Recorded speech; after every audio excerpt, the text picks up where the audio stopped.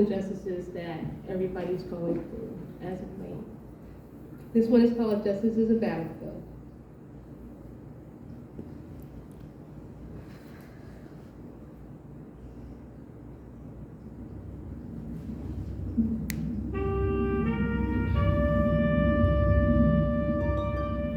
Justice is a battlefield.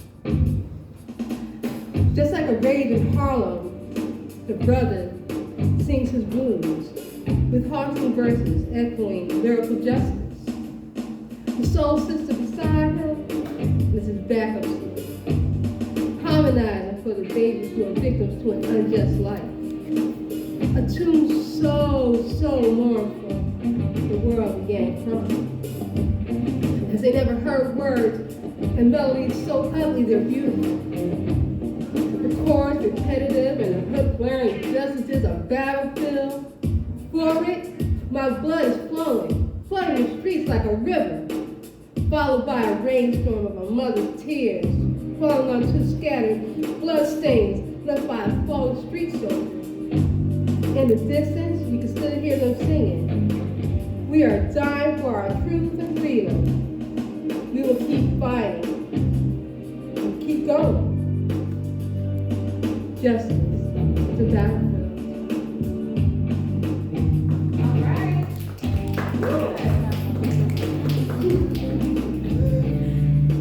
Okay, and the second poem that I'm doing tonight is actually from my book, Grown and Sexy the Spoken Lyric, which I wrote in 2007 and published in 2007, and it is available on xlibris.com, barnesandnobles.com, and amazon.com. Okay, I'm ready.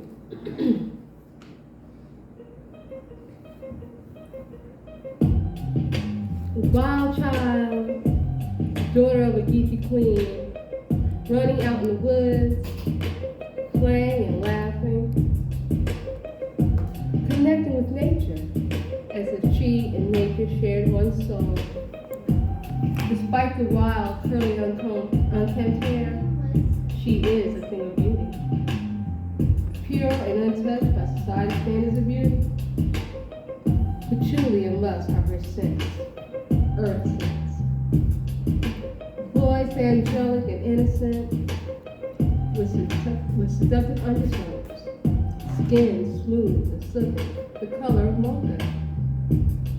Voluptuous and petite with dangerous curves. Eyes deep and intriguing, burning and staring a hole deep into your heart. One can't help but wanting to get next to her. But it's impossible because she is feral, untamed, untouchable, unreachable to all except for one. Him. That homegrown, double-born, sweet and polite, sincere in every way. He approaches with caution, taking care not to scare her away. Brushing her softly with his hand against her skin, she responds with a coy smile. He takes another chance and touches her again, gently placing his arms around her waist, his hand gliding down her ample ass. She responds by doing the same. Gently, he kisses her. She follows his lead. Every touch and move he makes, she mimics her. Slowly, he is taming her to make her all his own.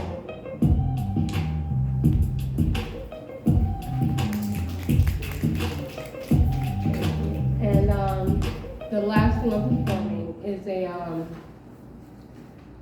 short story. It's actually a three-part short story that I started writing a few years ago.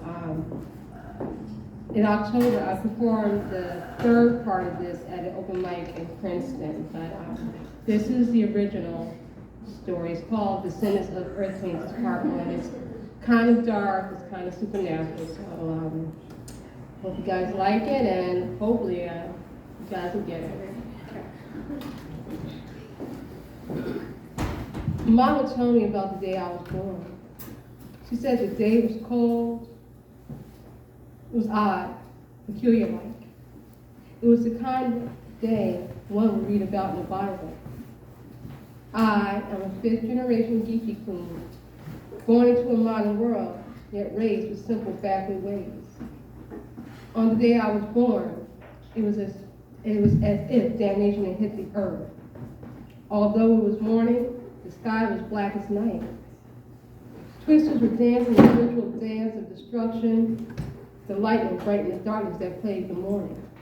Rain and hail falling fast and hard, pelting the ground, scarring the dirt. Mama was so frightened because she didn't think she and I would make it through Mother Nature's temper tantrum. The more she pushed, the angrier Mother Nature got. Her fury unleashed all around Grandmama's cabin, which was unfazed by the madness going on outside. Upon the final push, the cabin shook as if it were going to shatter and splinter on top of everyone inside, but it didn't. I entered the world, screaming back at Mother Nature in a shouting match. Mama said I screamed so loud that all of a sudden the storm stopped in fear, and the sun pierced the dark, angry sky. Grandmama walked over to Mama and said, "Hand that child over to me. Did you see what happened?" She scared the storm away. She ain't no ordinary baby.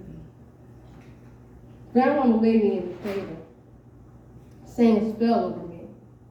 Mama begged her to stop, saying, "Mama, she's only a baby, and it's just a coincidence that the storm ended that way. Girl, don't you know what you birthed?" "Yes, I birthed a baby girl. Not whatever you think I birthed." "Mama, I swear, you and your backwood ways. I don't know why I agreed to do this and let her be born here. Mama, I love you and where I come from, but I can't, and I won't raise my daughter here like this. Mama, do you hear me?" It was as if she didn't or just didn't care. Grandmama kept on with the chant in her soft, gentle, southern comforting voice that I hear every time the wind blows. The day I was born wasn't the only oddly peculiar day in my life, nor was it my last. Mama made sure I had a proper upbringing. And Grandmama made it a priority that she would instill in me the DG clean way of life, backwoods, holistic, natural, a descendant of Earth Kings linked to Mother Nature. Growing up, I spent most of the year living up north in a posh penthouse, attending private schools, surrounded by fake snobbish rich folk. I hated it. I spent my summer in the backwoods of South Carolina, learning about Grandmama's ancestors, my ancestors. I played with the animals and connected with Earth and her vibrations. Sometimes I would sit for hours in the middle of the woods with my eyes closed, humming nature's song. On this particular day, Mama's screaming brought me out of my bonding time with Mother Nature. She and Grandmama were running as fast as they came towards me. I didn't know why they were running in such a panic. I looked up and the sky was turning black. I thought maybe a twister was coming, but it wasn't until I looked down. I saw the shiny, honest beast slithering towards me, baring her fangs. The glint in her cold black eyes was angry. Grandmama reached me first. Mama was right behind me. I couldn't move or scream. Fear paralyzed me. It was the very first time I had seen a snake, let alone a black snake like that. She had to be at least 6 feet 5 inches long. She didn't hiss. She growled. Grandmama stepped in between us. Hissing and growling, the snake coiled up, rising up as if it were going to strike. But she didn't. She seemed to be going into some kind of trance. Mama chanted as she held me. I never heard a chant before. Despite my fear, I couldn't keep my eyes off the snake. She stared back at me through her trance-like state.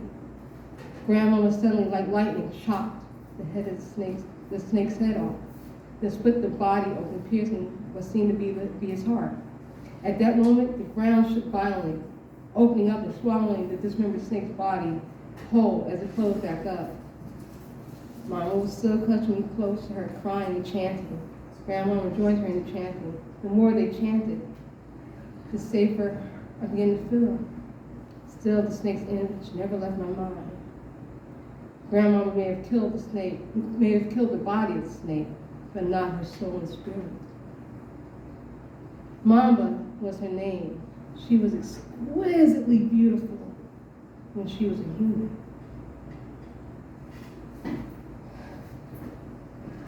But more evil than the devil himself. Mama was Grandmama's older sister. Like Grandmama, she was in tune with nature and her mysteries. Grandmama, why did you kill her, I asked. Why is she, how did you become a snake? And why did you try to hurt me? I pummeled Grandmama with so many questions, she could barely answer me.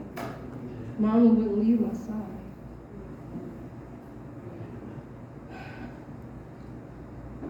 Go on, Mama, tell her everything, Mama screamed. I never heard her scream at Grandmama like that before. If you don't, I will. I'll see to it that she never comes back here again. Mama kept crying. She began chanting again. Grandmama reached out for me. Child, sit down so I can tell you of which you are. But first, I'm going to tell you about Mama. Mama was my older sister. She was very beautiful, skin smooth as glass.